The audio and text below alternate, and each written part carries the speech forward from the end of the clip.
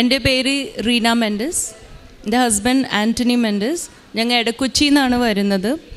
ഞങ്ങൾ ഉടമ്പടി എടുത്തത് സെപ്റ്റംബറിലാണ്, സെപ്റ്റംബർ 22.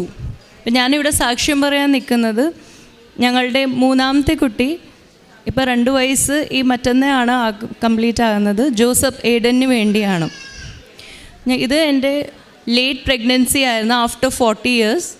അപ്പോൾ എൻ്റെ ആദ്യത്തെ കുട്ടിക്ക് ഒരു 20 years ഉണ്ട്, പത്രം ഗ്യാപ്പ് ഉണ്ട്. അപ്പോൾ ആദ്യം പ്രഗ്നൻ്റ് ആയപ്പോഴത്തേനും ഹോസ്പിറ്റലിൽ കാണിച്ച് ചെക്കപ്പിന് പോയപ്പോഴത്തേനും ആദ്യം തന്നെ ഡോക്ടർ പറഞ്ഞത് ഈ പ്രഗ്നൻസി നിൽക്കത്തില്ല, ഇത് ടെർമിനേറ്റ് ചെയ്യണം എന്നാണ് പറഞ്ഞത്. അതിൻ്റെ കാരണം ഒന്ന് ഞങ്ങളുടെ ഏജ്, പിന്നെ ഇത് ഹൈ റിസ്ക് ആണ്. അപ്പോൾ എൻ്റെ ലൈഫിന് ഒത്തിരി റിസ്ക് ഉണ്ട്. പിന്നെ കുട്ടി കിട്ടോ ഇല്ലയോ എന്ന് ഒട്ടും പറയാൻ പറ്റില്ല. കിട്ടിയാൽ പോലും എന്തെങ്കിലും ഒരു ജന്മവൈകല്യങ്ങൾ ഉണ്ടാകും എന്നാണ് ഡോക്ടർ പറഞ്ഞത്. അപ്പോൾ എന്നോട് തീരുമാനം എടുക്കാൻ പറഞ്ഞു. കോവിഡ് ടൈമായിരുന്നു 2021. അപ്പോൾ ഞാൻ പറഞ്ഞു എന്തായാലും ഞാൻ ഈ പ്രഗ്നൻസിയും കൊണ്ടും കണ്ടിന്യൂ ചെയ്യാനാണ് തീരുമാനിച്ചേക്കണേ എന്ന് പറഞ്ഞു. അപ്പോൾ സ്കാൻ ചെയ്തിട്ടും ഡോക്ടറിൻ്റെ മറുപടി അത് തന്നെ ആയിരുന്നു, ഈ അബോർഷൻ ചെയ്യണതായിരിക്കും നല്ലത്. ഞങ്ങൾ അങ്ങനെ ഇരിക്കെ ഒരു അടുത്ത് തന്നെയുള്ള പള്ളിയിൽ പോയി ഒരു 2 മണിക്കൂർ ഇരുന്ന് പ്രാർത്ഥിച്ച്, എന്നിട്ടും ആ തീരുമാനത്തിൽ തന്നെ ഞങ്ങൾ ഉറച്ചു നിന്നുകൊണ്ട് ഒരു സെക്കൻഡ് ഒപ്പീനിയൻ എടുക്കാൻ തീരുമാനിച്ചു. അങ്ങനെ വേറെ ഹോസ്പിറ്റലിൽ പോയി വീണ്ടും ചെക്കപ്പ് നടത്തി. അവിടെയും ഗൈനക്കോളജിസ്റ്റ് ഞങ്ങളോട് ഇത് തന്നെയാണ് പറഞ്ഞത്. പക്ഷേ അവർ പറഞ്ഞു നിങ്ങൾ തീരുമാനിക്കുക, ഞാൻ ഉറപ്പ് തരാൻ പറ്റില്ല, ഹൈ റിസ്ക് ആണ് എൻ്റെ ലൈഫിന്. അതിനോടൊപ്പം കുട്ടി മിക്കവാറും എന്തെങ്കിലും ഒരു ഡിഫക്റ്റ് കുട്ടിയിലുണ്ടാകും. എന്നാലും ഞങ്ങൾ ഈശോ തന്ന ഈ ഒരു ഗിഫ്റ്റ് എന്തായാലും ഞങ്ങൾ ഇത് കൈനീട്ടി സ്വീകരിക്കാൻ തന്നെ തീരുമാനിച്ചു. എന്ത് റിസ്ക് ആയാലും ഞങ്ങൾ ഇതോടുകൂടി മുമ്പോട്ട് പോകാൻ തീരുമാനിച്ചു. കാരണം ഇവിടെ ഞങ്ങൾ കൃപാസനത്തിൽ വരികയും പ്രാർത്ഥിക്കുകയൊക്കെ ചെയ്യുന്നതാണ്. അപ്പോൾ അവിടുന്ന് കിട്ടുന്ന പേപ്പർ, മാതാവിൻ്റെ ആ പേപ്പർ വെച്ച് ഞങ്ങൾ എല്ലാ ദിവസവും കൊന്ത ചൊല്ലുകയും പ്രാർത്ഥിക്കുകയൊക്കെ ചെയ്ത് ഇതങ്ങനെ കണ്ടിന്യൂ ചെയ്ത് ബുദ്ധിമുട്ടുണ്ടായിരുന്നു. ഞാൻ വർക്കിംഗ് ആയിരുന്നു. അപ്പോൾ അതെനിക്ക് എൻ്റെ ജോബ് ലീവ് ചെയ്യേണ്ടി വന്ന് അങ്ങനെ ഒരു 8 month ആയപ്പോൾ സ്കാനിങ്ങും ഒരുപാട് ടെസ്റ്റുകളും ഒക്കെ നടത്തേണ്ടി വന്ന് കുട്ടിയുടെ ഗ്രോത്തും എല്ലാം നോക്കിയും. അപ്പോൾ മാതാവിൻ്റെ ഒരു അനുഗ്രഹം കൊണ്ട് അതുവരെ ഒരു കോംപ്ലിക്കേഷൻസും ഉണ്ടായിരുന്നില്ല. പക്ഷേ 8 month അൾട്രാസൗണ്ടിൽ കുട്ടിയുടെ ലെഫ്റ്റ് കിഡ്നിയിൽ സിവിയർ യുറേട്രോനെഫ്രോസിസ് എന്ന് പറഞ്ഞ ഒരു കണ്ടീഷൻ ഡിറ്റക്റ്റ് ചെയ്തു. റൈറ്റ് കിഡ്നിയുടെ ഫങ്ഷനും കുറവാണെന്ന് ഞങ്ങളോട് പറഞ്ഞു. അപ്പോൾ എന്തായാലും 8 month ആയി. എന്നിട്ട് 9 month ആയപ്പോൾ വീണ്ടും ഒരു സ്കാൻ ചെയ്തപ്പോൾ ആ കണ്ടീഷൻ സിവിയർ ആയിട്ടുണ്ടായിരുന്നെന്ന് ഡോക്ടർ പറഞ്ഞു. അപ്പോൾ എത്രയും പെട്ടെന്ന് ഡെലിവറി ചെയ്യണം. അങ്ങനെ 18th May 2022 എന്നാണ് ഞങ്ങൾക്കൊരു ആൺകുട്ടി ജനിക്കുന്നത്. എനിക്ക് ആദ്യത്തെ 2 പെൺകുട്ടികളാണ്. അപ്പോൾ ജനിച്ചൊരു 10 minutesനുള്ളിൽ തന്നെ കുട്ടീനെ NICUലോട്ട് ഷിഫ്റ്റ് ചെയ്തു. എന്നിട്ട് ബാക്കിയുള്ള ട്രീറ്റ്മെൻ്റ് എല്ലാം ചെയ്യാനും അപ്പോൾ തന്നെ ആൻറ്റിബയോട്ടിക്സിൽ കുട്ടീനെ സ്റ്റാർട്ട് ചെയ്തു. ഞങ്ങളോട് ഡോക്ടർ സർജനെ റിഫർ ചെയ്തു. സർജനെ പോയി കണ്ട് ഇപ്പോൾ ജനിച്ച് ഒരു 2nd day തന്നെ MCU എന്ന് പറഞ്ഞൊരു എക്സ്റേ, ബാക്കിയുള്ള സ്കാൻസ് എല്ലാം ഈ കുഞ്ഞി കുട്ടിക്ക് ചെയ്യാൻ തുടങ്ങി അവർ. അപ്പോഴും റിസൾട്ടെല്ലാം സെയിം തന്നെയായിരുന്നു. സർജനെ കൺസൾട്ട് ചെയ്തപ്പോൾ സർജൻ പറഞ്ഞതും ഇത് സിവിയർ കണ്ടീഷനാണ്, ചില കുട്ടികളിൽ ഇത് താനേ മാറും, പക്ഷേ ഇയാളുടെ കേസിൽ ഇത് ബർത്ത് ഡിഫക്റ്റ് ആണ്. അപ്പോൾ ഇത് മാറാൻ ഒരു സർജറി വേണ്ടി വരും. അപ്പോൾ അതിന് ഇനി ഫർദർ ടെസ്റ്റ് ചെയ്യേണ്ടി വരും. അങ്ങനെ ഞങ്ങൾ DTPA സ്കാൻ ചെയ്തു. ബാക്കിയുള്ള ടെസ്റ്റ് അതിലെല്ലാം ഇത് തന്നെയാണ് കണ്ടീഷൻ റിഫർ ചെയ്ത് കാണിച്ചത്. അപ്പോൾ സർജൻ അവസാനം പറഞ്ഞ് കുട്ടി തീരെ ചെറുതാണ്, അപ്പോൾ 6 months ആകുമ്പോൾ 6 മാസം ആകുമ്പോഴത്തേനും ഒരു വലിയ ഓപ്പൺ സർജറി തന്നെ വേണ്ടി വരും. അവൻ്റെ യുറേറ്റർ ഡയലേറ്റഡ് ആണ്, അപ്പോൾ അത് കട്ട് ചെയ്തിട്ട് അതിൻ്റെ ഡയലേഷൻ ഇത് ചെയ്യേണ്ടി വരും. അപ്പോൾ ഞങ്ങൾ ചോദിച്ചു, അപ്പോൾ ഇതും കൊണ്ട് കുട്ടിയുടെ കണ്ടീഷൻ ഓക്കെ ആകുമോ? അപ്പോൾ ഡോക്ടർ പറഞ്ഞു ഇത് ഓക്കെ ആവുമോ എന്ന് പറയാൻ പറ്റില്ല, ഒരു നമുക്ക് കറക്ഷൻ ചെയ്യാൻ പറ്റേ ഉള്ളൂ, പക്ഷേ കണ്ടിന്യൂസ് ആയിട്ട് സ്കാനും ഫർദർ ട്രീറ്റ്മെൻറ്റും വേണ്ടി വരും. പിന്നെ വലുതാവുമ്പോൾ കുട്ടിക്ക് നോർമലായിട്ട് ബാക്കിയുള്ള ബോയ്സിനെ പോലെ കളിക്കാനോ പിടിക്കാനോ പറ്റുമോ? അപ്പോൾ അതിനും ഡോക്ടർ ഗ്യാരൻറ്റി ഒന്നും പറഞ്ഞില്ല. പിന്നെ അതിനോടൊപ്പം ഒരു കാര്യം കൂടി പറഞ്ഞു, 2 കിഡ്നിയും എഫക്റ്റഡ് ആയ കാരണം, പ്രത്യേകിച്ച് ലെഫ്റ്റ് ഒത്തിരി സിവിയർ കണ്ടീഷനാണ്, റൈറ്റിൻ്റെ ഫങ്ഷനും കുറവാണ്. അതുകൊണ്ട് കാലക്രമേണ അവൻ വലുതാവുമ്പോൾ മിക്കവാറും 2 കിഡ്നിയും ട്രാൻസ്പ്ലാന്റ് ചെയ്യേണ്ടി വരും. ഇതെല്ലാം കേട്ടോടെ ഞങ്ങൾ ആകെ വിഷമത്തിലായി. പക്ഷെ ഞങ്ങൾ പ്രാർത്ഥന വിട്ടില്ല. അങ്ങനെ ഞങ്ങൾ ഡോക്ടറിൻ്റെ റൂമിൽ നിന്ന് ഇറങ്ങിയപ്പോൾ ഒരു വാക്കേ പറഞ്ഞുള്ളൂ, എല്ലാം ഞങ്ങൾ ഈശോയിൽ സമർപ്പിച്ചു എന്ന് പറഞ്ഞ് ഞങ്ങൾ അവിടെ നിന്ന് ഇറങ്ങി വീട്ടിൽ പോയി. ഞങ്ങൾ ഒത്തിരി വിഷമിച്ച് കൊന്ത ചൊല്ലി. അപ്പോഴാണ് മനസ്സിൽ ഞങ്ങൾ എപ്പോഴും മാതാവിൻ്റെ പേപ്പർ വെച്ച് പ്രാർത്ഥിക്കാറുണ്ട്. അങ്ങനെ ഇരിക്കെ മനസ്സിലിങ്ങനെ വന്ന് എന്തായാലും ഉടമ്പടി എടുക്കണം, മാതാവ് ഒരു സർജറി കൂടാണ്ട് എൻ്റെ കുഞ്ഞിൻ്റെ ഈ അസുഖം മാറ്റിത്തരും, ഈ കണ്ടീഷൻ മാറ്റിത്തരും. ഡോക്ടർ ഞങ്ങളോട് പറഞ്ഞിരുന്നു ഇതൊരു ബർത്ത് ഡിഫക്റ്റാണ്, ജന്മന ഉള്ളതാണ്, ഇത് കറക്റ്റ് നമുക്ക് ശരിയാക്കാൻ പറ്റില്ല, ഇറ്റ് ഈസ് ഇമ്പോസിബിൾ, ചെയ്യാൻ പറ്റില്ല, നമുക്ക് എന്തെങ്കിലും ഇങ്ങനെ കറക്റ്റ് മെഷേഴ്സ് ചെയ്യല്ലാണ്ട്. പക്ഷെ ഞങ്ങൾ പൂർണ്ണമായി മാതാവിൽ വിശ്വസിച്ച് അങ്ങനെയാണ് സെപ്റ്റംബറിൽ വന്ന് ഹസ്ബൻഡ് ഇവിടെ വന്ന് ഉടമ്പടി എടുക്കുന്നത്. എന്നിട്ട് ഞങ്ങൾ ഒരു സെക്കൻഡ് ഒപ്പീനിയൻ എടുക്കാൻ തീരുമാനിച്ചു. അങ്ങനെ ഞങ്ങൾ വേറെ ഹോസ്പിറ്റലിൽ എല്ലാ റിപ്പോർട്ട്സായിട്ട് പോയി അവിടുത്തെ സർജനെ ഞങ്ങൾ കൺസൾട്ട് ചെയ്തു. അപ്പോൾ ഉടമ്പടി എടുത്ത് ഞങ്ങൾ ഈ ഉടമ്പടി എടുത്തോടുകൂടി ജനിച്ചപ്പോൾ തുടങ്ങി ഉടമ്പടി എടുത്തു കഴിഞ്ഞപ്പോൾ ഉടമ്പടി തൈലം കുഞ്ഞിൻ്റെ കിഡ്നിയുടെ അവിടെയും വയറ്റിലും എല്ലാ ദിവസവും 2 നേരം വെച്ച് പുരട്ടി പ്രാർത്ഥിക്കുമായിരുന്നു, ഉടമ്പടി പ്രാർത്ഥന പ്രാർത്ഥിക്കുമായിരുന്നു, കൊന്ത ചൊല്ലുമായിരുന്നു. അപ്പോൾ അന്നും അതുപോലെ തന്നെ ചെയ്ത് മാതാവിൻ്റെ തൈലവും പേപ്പറും ഞങ്ങൾ ആ ഫയലിൻ്റെ കൂടെ വെച്ചും കൊണ്ടാണ് സർജനെ കാണാൻ പോയത്.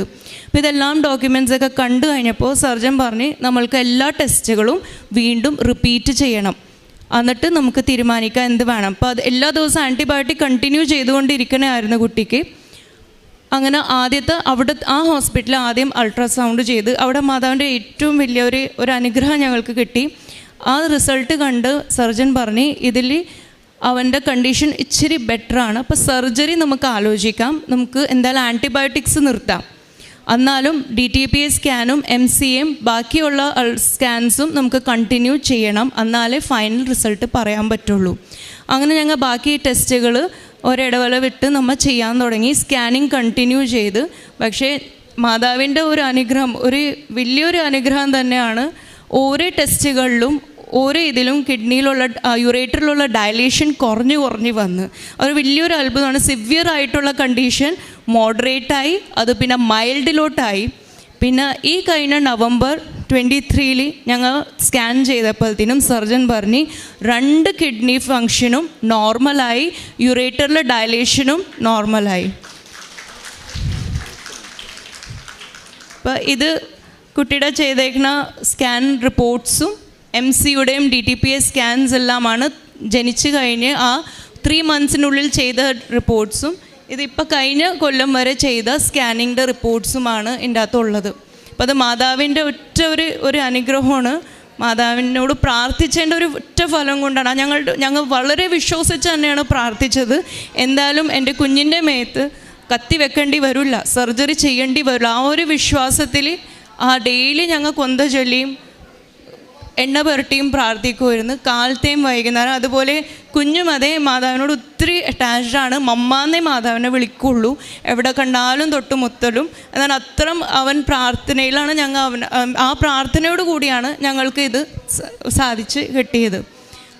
അതിനോടൊപ്പം ഒരുപാട് കാര്യങ്ങൾ ഈ ഉടമ്പടി ഞങ്ങൾ എടുത്തതിന് പിന്നെ ഒരുപാട് കാര്യങ്ങൾ മാതാവ് ഞങ്ങൾക്ക് സാധിച്ചു തന്നു. അതിൽ ഏറ്റവും മെയിൻ ഈ കാര്യങ്ങളൊക്കെ നടക്കുന്ന സമയത്ത് തന്നെ ഞാൻ നേരത്തെ പറഞ്ഞ പോലെ ഞാനും ഹസ്ബൻഡും ജോലിയിലായിരുന്നു. പക്ഷേ എൻ്റെ ജോലി എനിക്ക് വിടേണ്ടി വന്നു. അപ്പോൾ സാമ്പത്തികമായി ഒത്തിരി ബുദ്ധിമുട്ട് ഉണ്ടായി. 2 കുഞ്ഞുങ്ങൾ പഠിക്കുന്നതായിരുന്നു. ഇയാളുടെ സ്കാനിങ്ങും എല്ലാ മാസവും ഞങ്ങൾക്ക് ഹോസ്പിറ്റലിൽ പോകണം, സ്കാൻ ഉണ്ടാകും. അപ്പോൾ അതിനൊക്കെ ഒത്തിരി പൈസ ചിലവായിരുന്നു. അതിനോടൊപ്പം തന്നെ വീട്ടിലും എൻ്റെ മദർ ഇൻ ലോ വീണ് അങ്ങനെ ഒരു ഹിപ്പ് സർജറി 2 സർജറിയൊക്കെ വേണ്ടി വന്ന് അങ്ങനെ ഒരുപാട് ബുദ്ധിമുട്ടുകൾ ആ സമയത്ത്. അതിനോടൊപ്പം തന്നെ ഹസ്ബൻഡ് റിലേറ്റീവ്സ്, ഹസ്ബൻഡ് കൂടപ്പറപ്പങ്ങൾ ഒരുപാട് നമ്മളെ പലതരത്തിലും മാനസികമായിട്ട് പീഡിപ്പിച്ച് നമ്മളെ കുറ്റാരോപണമൊക്കെ ചെയ്ത്. പക്ഷേ ഞങ്ങൾ കരഞ്ഞാണ് അപേക്ഷിച്ചുകൊണ്ടിരുന്നത്. ഒരു ദിവസം 2 പ്രാവശ്യം 3 പ്രാവശ്യമൊക്കെ ഞങ്ങൾ മുട്ടുമേ നിന്ന് കൊന്ത ചൊല്ലുകയും കൃപാസന മാതാവിനെ പ്രത്യേകം വെച്ച് ഞങ്ങൾ പ്രാർത്ഥിച്ച് ഞങ്ങൾ കരഞ്ഞ്, ഞാനും കുഞ്ഞുങ്ങളും കരഞ്ഞ് ആണ് അപേക്ഷിച്ചുകൊണ്ട് ഇരുന്നത്. പക്ഷേ ഈ എല്ലാ സമയത്തും ഹോസ്പിറ്റലിൽ പോകുന്നതും ഓരോ കുറ്റങ്ങളും ആരോപണങ്ങളും കേൾക്കുന്ന സമയത്തും പിടിച്ചു നിൽക്കാൻ ഒരു ധൈര്യം തന്നത് മാതാവാണ്. പിന്നെ മാതാവിൻ്റെ തന്നെ ഒരു വലിയ അത്ഭുതം പോലെ തന്നെ ആരെന്ത് പറഞ്ഞാലും ഞങ്ങളുടെ സത്യാവസ്ഥ ലോകത്തിന് മുമ്പിൽ മാതാവ് കാട്ടിത്തന്നു. എല്ലാവർക്കും എല്ലാ കാര്യങ്ങളും മാതാവ് തുറന്ന് തന്നെ കാട്ടിത്തന്നു. അപ്പോൾ എല്ലാ കാര്യങ്ങളും ഞങ്ങളുടെ സാമ്പത്തിക സ്ഥിതിയാണെങ്കിലും ഞാൻ ഓർക്കാപ്പുറത്ത് തന്നെ എനിക്ക് കഴിഞ്ഞ ഡിസംബറിൽ വീണ്ടും എൻ്റെ ജോലിയിലോട്ട് കയറാൻ എനിക്ക് എൻ്റെ ജോലി സ്ഥലത്തുനിന്ന് എനിക്ക് വിളി വന്ന് അപ്പോൾ എനിക്ക് ജോലിയിൽ തിരിച്ച് കയറാൻ പറ്റി. അപ്പോൾ ഞാനിപ്പോൾ ജോലിക്ക് പോകുന്നുണ്ട്. അതിനോടൊപ്പം തന്നെ കുഞ്ഞിൻ്റെയും കാര്യങ്ങൾ ഭംഗിയായി നടത്തി തന്നു. പിന്നെ എൻ്റെ മോള് +2 നല്ല മാർക്കോടുകൂടി തന്നെ പാസ്സായി. എൻ്റെ മൂത്ത മോള് 10th മാർക്സ് ഭയങ്കര കുറവായിരുന്നു. അപ്പോൾ ഇവിടെ വന്ന് ഞങ്ങൾ മാതാവിൻ്റെ കൃപാസന മാതാവിൻ്റെ അടുത്ത് വന്ന് പ്രാർത്ഥിച്ച് അവളുടെ സർട്ടിഫിക്കറ്റ്സ് ഒക്കെ വെച്ച് പ്രാർത്ഥിച്ച് എല്ലാത്തിനെയും ഫലമായി +2 അവൾക്ക് 94% മാർക്സോടുകൂടിയാണ് എൻ്റെ മോള് പാസ്സായത്. അത് മാതാവിൻ്റെ ഒരു വലിയ അനുഗ്രഹമാണ്. അതുപോലെ തന്നെ എൻ്റെ ഹസ്ബൻഡ് ജോലി, അതും ഒരു സ്ഥിരത കൊടുത്തത് അതും മാതാവിൻ്റെ ഒറ്റ ഒരു അനുഗ്രഹം കൊണ്ടാണ് ഞങ്ങൾക്ക് ഈ കാര്യങ്ങളെല്ലാം മാതാവ് നടത്തി തന്നത്. ഇപ്പോൾ കുടുംബപരമായ ഒരുപാട് പ്രശ്നങ്ങളും സാമ്പത്തിക ബുദ്ധിമുട്ടുകളും നമ്മളുടെ ശാരീരിക പ്രശ്നങ്ങളും ഹെൽത്ത് ഇഷ്യൂസ് അതെല്ലാത്തിലും മാതാവ് പല രീതിയിലും ഞങ്ങൾക്ക് ഇടപെട്ടിട്ടുണ്ട്. അതിനോടൊപ്പം ഓരോ കാര്യങ്ങൾ എൻ്റെ കുഞ്ഞിനെ തന്നെ കണ്ട് ഒരുപാട് ഫ്രണ്ട്സിനോടും അറിയണ എല്ലാവരോടും ഞങ്ങൾ ഈ കുഞ്ഞൊരു അത്ഭുതമാണ്, എന്താണ് കിട്ടില്ല എന്ന് പറഞ്ഞ് കുഞ്ഞാണ്, പക്ഷേ അത് തന്നെ ഏറ്റവും വലിയൊരു അത്ഭുതമാണ്. മാതാവിൻ്റെ ഒരു കുഞ്ഞാണ് ഞങ്ങൾ അത് പറഞ്ഞത്. ഇത്രയും പ്രായത്തിലും ഒരു കുഴപ്പം കൂടാണ്ട് കിട്ടിയൊരു കുഞ്ഞ്. അപ്പോൾ ഞങ്ങൾ എല്ലാവരോടും പറയുകയും ഞങ്ങളോട് അറിയുന്ന എല്ലാ ആൾക്കാരോടും ഞങ്ങൾ ഈ കാര്യങ്ങൾ പറയും. ഒരുപാട് ആൾക്കാർ അതിൽ വിശ്വസിക്കുകയും അതുപോലെ തന്നെ ഞങ്ങൾ ഈ പ്രാർത്ഥിക്കാൻ പ്രത്യേകിച്ചും കൊന്ത ചൊല്ലിയും കൃപാസന ഉടമ്പടിയുടെ കാര്യം ഞാൻ എല്ലാവരോടും എനിക്ക് പരിചയമുള്ള എന്നെ അറിയുന്ന എല്ലാവരോടും ഞാൻ പറയാറുണ്ട്. ഉടമ്പടിയുടെ ഒരു ശക്തിയാണ് എൻ്റെ കുഞ്ഞിന് എനിക്കിങ്ങനെ കിട്ടിയത്. ഞങ്ങളുടെ ഒരുപാട് പ്രതിസന്ധിയിൽ ഞങ്ങൾ കടന്നു പോയിട്ട് എല്ലാം ഒരുമിച്ചായിരുന്നു ഞങ്ങൾക്ക് നേരിടേണ്ടി വന്ന് അതിനെല്ലാം പിടിച്ചു നിൽക്കാൻ തന്ന ഒരിത് ഈ ഉടമ്പടിയിലെ പ്രാർത്ഥനയും മാതാവിൻ്റെ അനുഗ്രഹവുമാണ്. ഉടമ്പടി എന്ന് പറഞ്ഞ ഒരു സംഭവം നമ്മൾ വെറുതെ എടുത്താൽ പോരാ, അത് പൂർണ്ണ വിശ്വാസത്തോടുകൂടി പ്രാർത്ഥിച്ചാലേ അതിന് ഫലമുണ്ടാവുള്ളൂ. ഉപവസിച്ച് കുറച്ച് കാര്യങ്ങൾ ചെയ്യാനുണ്ട്. അതായത് നമ്മൾ ചൊവ്വാഴ്ചകളിൽ യൂട്യൂബ് വീഡിയോസ് കാണുക, അതുപോലെ അച്ഛൻ്റെ രാവിലെയുള്ള പ്രാർത്ഥന, വൈകിട്ടുള്ള പ്രാർത്ഥന, ഇതൊക്കെ കറക്റ്റായിട്ട് ചൊല്ലി, അതുപോലെ തന്നെ നമ്മൾക്ക് പറ്റാവുന്ന രീതിയിൽ നമ്മൾ പാവപ്പെട്ടവരെ സഹായിക്കുക, ഹോസ്പിറ്റലിൽ പോവുക. കൃപാസനം പേപ്പർ അത് വളരെയധികം ശക്തിയുള്ള ഒരു പേപ്പറാണ്. എല്ലാവരോടും പറഞ്ഞപ്പോൾ എല്ലാവരും പറഞ്ഞത് ഹൈഡ്രോനെഫ്രോസിസ് എന്ന് പറഞ്ഞ സംഭവം ആൺകുട്ടികളിൽ കൂടുതലും കണ്ടുവരുന്നതാണ്. അത് കിഡ്നി ട്രാൻസ്പ്ലാന്റേഷനിലൂടെ മാറ്റാൻ പറ്റുള്ളൂ എന്നുള്ള രീതിയിൽ വരെ മിക്കവരും പറഞ്ഞു. പക്ഷേ കൃപാസന മാതാവിൻ്റെ സഹായത്താലേ ഞങ്ങൾക്ക് യാതൊരു ബുദ്ധിമുട്ടും ഇല്ലാതെ ഞങ്ങളുടെ സാമ്പത്തിക ബുദ്ധിമുട്ടെല്ലാം മാറ്റി എല്ലാം ഭംഗിയോടുകൂടി തന്നെ ഞങ്ങൾക്ക് സാക്ഷ്യം എന്ന് പറയാനായിട്ട് കൃപാസന മാതാവ് തന്നെ ഞങ്ങളെ സഹായിച്ചു. പരിശുദ്ധ അമ്മയുടെ മധ്യസ്ഥതയിലേറെ പ്രത്യേകിച്ച് ഈ ഒരു കുടുംബം വളരെ ചുരുങ്ങിയ വാക്കുകളിൽ വ്യക്തമായിട്ട് സാക്ഷ്യം പറഞ്ഞിട്ടുണ്ട്. അപ്പോൾ നമ്മൾ ഓരോ സാക്ഷ്യം കേൾക്കുമ്പോഴും അവർക്ക് ലഭിച്ച അനുഗ്രഹങ്ങളെ പ്രതി ദൈവത്തിന് നന്ദി പറയുകയും അപ്പോൾ ഓരോ വ്യക്തികളും ഈ ഒരു അനുഗ്രഹത്തിലേക്ക്, ഒരു ദൈവാനുഭവത്തിലേക്ക് എത്തിച്ചേരാനായിട്ട് ഇടവന്ന അവർ ചെയ്തിട്ടുള്ള കുറേയേറെ കാര്യങ്ങളാണ് ഈ കേട്ട് നമ്മൾ പഠിക്കേണ്ടത്. ഇപ്പം മിക്ക കുടുംബങ്ങളുടെയും സാക്ഷ്യങ്ങളിൽ ആവർത്തിക്കപ്പെടുന്നൊരു കാര്യം എന്ന് പറയുന്നത് അവർ ഒരുമിച്ച് ഈ ഒരു നിയോഗത്തിനുണ്ട്. ഇപ്പോൾ ഇവർ വേറെ 2 മക്കളും കൂടെ ഉണ്ട് ഇവർക്ക്. അവരെല്ലാവരും കൂടെ ഒരുമിച്ച് എല്ലാ ദിവസവും ഈ ഒരു നിയോഗത്തിന് വേണ്ടി ജപമാല ചൊല്ലി പ്രാർത്ഥിച്ചിരുന്നു എന്നൊരു കാര്യം ഈ സാക്ഷ്യത്തിൽ പറയുന്നുണ്ട്. അതുപോലെ മിക്ക സാക്ഷ്യങ്ങളും കുടുംബങ്ങളുടെ സാക്ഷ്യങ്ങൾ ഒരുമിച്ചു എന്ന് പറയുന്ന മിക്ക സാക്ഷ്യങ്ങളിലും അവർ ഒറ്റയ്ക്ക് മുറിയടച്ച് പ്രാർത്ഥിച്ചെന്നല്ല പറയണത്. ഒരു കുടുംബമായിട്ട് മുട്ടുകുത്തി ഒരുമിച്ച് കൈകൾ കോർത്ത് പിടിച്ച് പ്രാർത്ഥിച്ചെന്ന് ആവർത്തിക്കപ്പെടുന്ന കാര്യം. അത് ഈ കുടുംബത്തിലും അല്ലെങ്കിൽ ഈ സാക്ഷ്യങ്ങൾ കുടുംബമായിട്ട് പറയുന്നത് നിങ്ങൾ യൂട്യൂബിൽ സെർച്ച് ചെയ്യുമ്പോൾ അങ്ങനെ നോക്കിയാൽ മതി. അപ്പം അങ്ങനെ ഒരുമിച്ച് ഒരു കുടുംബം മുഴുവൻ മക്കളും ഉൾപ്പെടെ കുടുംബ പ്രാർത്ഥന ചൊല്ലുന്നതിനോടൊപ്പം ഒരു നിയോഗത്തിന് വേണ്ടി ഒരുമിച്ച് പ്രാർത്ഥിക്കുമ്പം ഈ 1-2 പേർ എൻ്റെ നാമത്തിൽ ഒരുമിച്ച് കൂടുന്ന ഒരു വചനമുണ്ടല്ലോ, ആ വചനത്തിൻ്റെയൊക്കെ സാർത്ഥമാണ് അങ്ങനെ സമയം. അപ്പം അങ്ങനെയുള്ള ഓരോ കാര്യങ്ങളും കൂടി നമ്മളിങ്ങനെ ചേർത്ത് പഠിക്കണം. അപ്പം ഒരു അനുഭവം കിട്ടിയെന്ന് പറയുമ്പോൾ ഇവിടെ വന്നു എന്നതിനോടൊപ്പം അവർ ഇതിൻ്റെ പിന്നാലെ ചെയ്തിട്ടുള്ള ഒരുപാട് കാര്യങ്ങളുണ്ട്. വളരെ ചുരുങ്ങിയ ഭാഷയിലാണ് എല്ലാ സാക്ഷ്യങ്ങളിലും പറയണത്. രണ്ടാമത്തേത് ഒരു കുഞ്ഞിൻ്റെ കാര്യത്തിനെക്കുറിച്ചാണ്. പ്രായത്തിൻ്റെ ഡിമെറിറ്റ് ഉണ്ട്, അല്ലെങ്കിൽ ലേറ്റ് പ്രഗ്നൻസി ആകുമ്പോൾ ഒരു ഡിഫക്റ്റ് ഉണ്ടാകാനുള്ള സാധ്യതകളുണ്ട്. എങ്കിലും അബോർഷൻ ചെയ്യുന്നില്ല എന്നുള്ളൊരു നിലപാട് എടുത്തത് അത് ദൈവികമായൊരു നിലപാടാണ്. കാരണം നമുക്കറിയാം, പ്രത്യേകിച്ച് കത്തോലിക്ക സഭയിൽ ഏറ്റവും വലിയ പാപമായിട്ട് കരുതുന്നത് അബോർഷനാണ്. അബോർഷൻ എന്ന പാപത്തിന് പോലും കുമ്പസാരത്തിൽ തന്നെയും ഏറ്റവും പ്രധാനപ്പെട്ട ഒരു വൈദികരെ മാത്രം കണ്ട് പാപമോചനം നൽകുന്ന തരത്തിൽ അത്രയും സീരിയസ് ആയിട്ട് ഉള്ളൊരു അഫെയറായിട്ടാണ് അതിനെ കാണുന്നത്. കാരണം ഒരു വലിയൊരു പാപത്തിൻ്റെ ഒരു സാധ്യത അതിനകത്ത്. അപ്പോൾ അതിന് ഇപ്പോൾ ഇവിടെ വന്ന സാക്ഷ്യങ്ങൾ, കഴിഞ്ഞ ദിവസങ്ങളെല്ലാം വന്ന സാക്ഷ്യങ്ങളിലും അവരെന്താണെങ്കിലും കുഞ്ഞിനെ സ്വീകരിക്കാനായിട്ടൊരു മനോഭാവം കാണിച്ച്, ഇപ്പം നിങ്ങൾ സാക്ഷ്യങ്ങൾ പരിശോധിക്കുമ്പോൾ നിങ്ങൾക്കത് മനസ്സിലാവും. അപ്പം അവരുടെ വിശ്വാസത്തോടൊപ്പം ദൈവം ചേർന്ന് നിന്നു എന്നുള്ളതാണ്. അതിന് വ്യക്തമായിട്ട് അവരുടെ പ്രാർത്ഥനയുണ്ട്, പ്രവർത്തനങ്ങളുണ്ട്. ഏറ്റവും അവസാനം വ്യക്തിപരമായിട്ട് അദ്ദേഹത്തിനുണ്ടായൊരു വിശ്വാസത്തിൻ്റെ ഉണ്ടായൊരു മാറ്റവും, അപ്പം അവരുടെ കുടുംബം തന്നെ ഒരു റീസെറ്റിൽമെൻറ്റ് ദൈവം നടത്തുന്നുണ്ട്. പോയ ജോലി തിരിച്ചു വരുന്നു.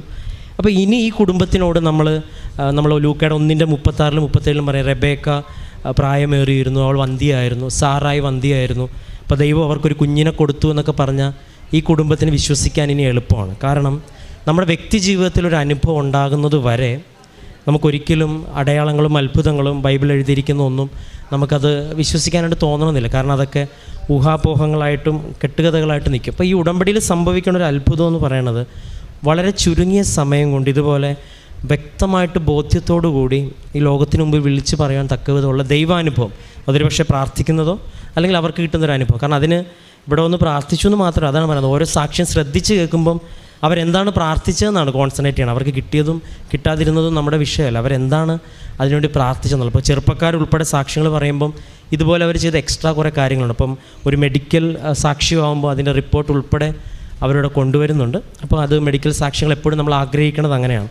കാരണം ഇപ്പം എന്തുകൊണ്ട് കൃപാസനം മാതാവിൻ്റെയൊക്കെ പ്രാർത്ഥിച്ച് കിട്ടിയെന്ന് പറയുന്നതിന് നമ്മൾ പ്രാധാന്യം കൊടുക്കണതല്ല, പരിശുദ്ധ അമ്മയുടെ പ്രത്യക്ഷീകരണമാണ് ഇവിടെ വിഷയം. അതാണ് ഉടമ്പടി എടുത്ത എല്ലാവരും മനസ്സിലാക്കേണ്ടത്. ഇവിടെ മാതാവിൻ്റെ രൂപം ഉള്ളതൊന്നുമല്ല പ്രത്യേകത, അത് എല്ലാ പള്ളിയിലും ഉള്ളതല്ല. ഇവിടെ ഈ ഇടത്തെ പ്രത്യേകമായിട്ട് ദൈവം തിരഞ്ഞെടുത്തുവെന്ന് ലോകത്തിൽ വിളിച്ചു പറയണമെങ്കിൽ ഈ ഇടത്ത് വരുന്നവർക്ക് ദൈവാനുഭവം ഉണ്ടാവണം. അത് സഭയുടെ ഒരു ക്രൈറ്റീരിയ അനുസരിച്ച് ഒരാൾക്ക് ദൈവാനുഭവം ഉണ്ടായെന്ന് പറഞ്ഞാൽ പെട്ടെന്ന് അതൊന്നും എടുത്ത് എല്ലാവരും അറിയിച്ച് പള്ളിയിൽ വിളിച്ച് പറഞ്ഞ് പ്രഖ്യാപിക്കത്തൊന്നുമില്ല. അതിന് സമയമെടുക്കും. അത് ഒരാളുടെ ആ ജീവിതം ഒരുപാട്, ഇപ്പോൾ വിശുദ്ധരാകുന്ന ചടങ്ങുകളൊക്കെ വിശുദ്ധന്മാർ മരിച്ചിട്ട് 10-100 വർഷം കഴിഞ്ഞിട്ടാണ്. അപ്പം യുക്തിക്കും ശാസ്ത്രത്തിനും മുകളിലെ തെളിവുകൾ വേണം ദൈവം ഇപ്പോൾ ഇവിടെ വരുന്ന എല്ലാവർക്കും. അപ്പോൾ നമ്മളെ സംബന്ധിച്ചിടത്തോളം ആവശ്യത്തിലേറെ അനുഭവങ്ങൾ നമുക്കായി, എങ്കിലും മാതാവ് ആഗ്രഹിക്കുന്ന സമയത്തിന് വേണ്ടി നമ്മൾ വെയിറ്റ് ചെയ്യുന്നു. അപ്പോൾ ഇവിടെ വഴിയിലൂടെ വന്ന് പ്രാർത്ഥിക്കുന്നവർക്ക് പോലും അനുഭവം കിട്ടുന്നെന്ന് പറയുമ്പോൾ ഇവിടെ എന്തോ ഒരു ദൈവിക സാന്നിധ്യമുണ്ടെന്നാണ് അതിൻ്റെ ഒരു യുക്തി. അത് ഉടമ്പടി എടുത്ത് പ്രാർത്ഥിക്കുന്നവർ വലിയ അസാധ്യമായ കാര്യങ്ങൾ നടക്കുമ്പോൾ അത് ദൈവം പ്രത്യേകമായിട്ട് ഇടത്ത് തിരഞ്ഞെടുത്തു എന്നുള്ളതാണ് യുക്തി. അങ്ങനെയാണ് ഈ പ്രത്യക്ഷീകരണത്തിൻ്റെ സ്ഥിരീകരണമായിട്ട് നമ്മളിത് റെക്കോർഡ് ചെയ്യുന്നതും ഇത് ഫയൽ ചെയ്യുന്നതും. ദൈവം സഹായിച്ച അനുദിനം നമുക്കിതിനും വലിയ അനുഭവങ്ങൾ ലഭിക്കുന്നു. അതിനും ദൈവമാതാവിന് നന്ദി പറയാം. അപ്പം പരിശുദ്ധ അമ്മയിലൂടെ ഈ കുടുംബത്തിന് ലഭിച്ച കുഞ്ഞിനെയും മറ്റെല്ലാ കാര്യങ്ങളെയും പ്രതി നമുക്ക് കരങ്ങളടിച്ച് ദൈവത്തിൻ്റെ നാമം